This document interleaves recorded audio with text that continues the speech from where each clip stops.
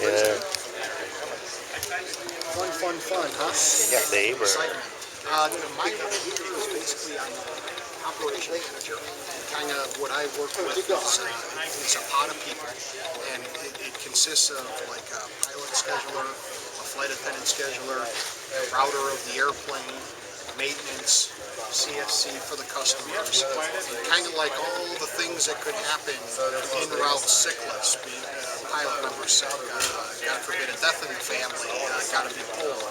Some of those things that happen, aircraft out of service, we take all those decisions and then we kind of make the best decision overall for the customer. So basically, like he would say, Pat, I would like to hold for a group of 20 people. It's misconnecting by an hour.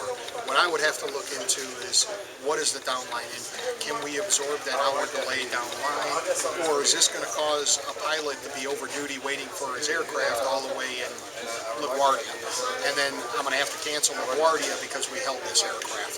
So we kind of look at downline impact. We always want to wait for connecting passengers. We always want to make sure that people get where they paid to go. Some of the things that we really try to do is not cancel at the gate. We don't enjoy canceling at the gate. We know the experience for the customer is terrible, and it's absolutely horrible. So I'm going to show you one tool that helps us do that as far as projecting for weather-wise. I know there's times with mechanicals and things of that nature, we just don't have another aircraft to go to, that it does happen.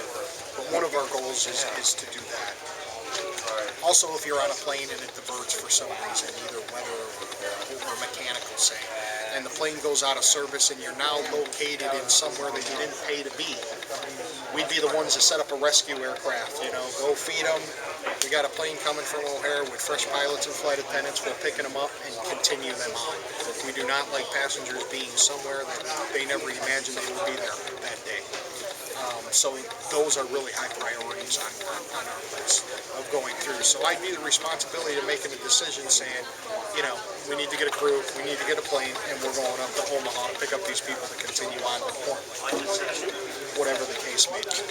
Now, do you also do Express Jet? Is that up to you guys? Express operational control is underneath their airline. However, we strongly suggest things to Express. We have an Express OM, and all the carriers kind of report to them.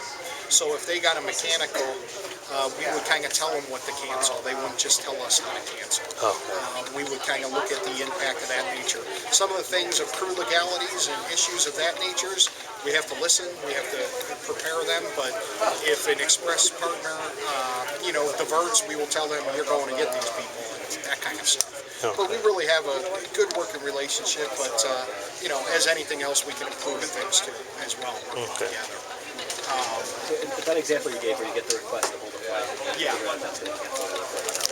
Yes. How much time do you have to make a decision? Minutes? Yeah, pretty much minutes, because they kind of want to know what's going on. The passengers that are on board the airplane, we usually like the pilots to communicate that yes, they are going to hold your flight. I mean, they know everybody wants to get where they're going, and they're just looking at the clock going, I'm going to misconnect. You kind of know in your head, and we try to prevent that as much as possible. But it doesn't take that long to kind of look at. No, we kind of look at the pilot ID. It seems like it's so complicated. Yeah, and I've been doing this for 15 years, so it's kind of like you just look at the aircraft, you look at the pilots, you look at the flight attendants, seeing where they're coming from. You kind of know the legalities, agreement legalities in your head, so you know, like if it's scheduled at 12:30, I know they can go to 14, so just doing quick math, you know how you can. Have you ever messed up and agreed to a hold and then had a flight downstream canceled and hundreds of people stranded? What happens when you get that wrong? We have to run a section, we try to see if something happens where a flight does cancel, we have to look at how we're going to move these people and how long it's going to take to get them out of there. And especially like O'Hare and some places, passengers can kind of be protected very easily, but when you look in the smaller stations where they don't have a lot of equipment, you don't have a lot of options, people are sort of in the hand. And then this will tell me it's scheduled at 14:01. It's quoted at 15:54, but the computer's predicting that thing won't push back to 16:33.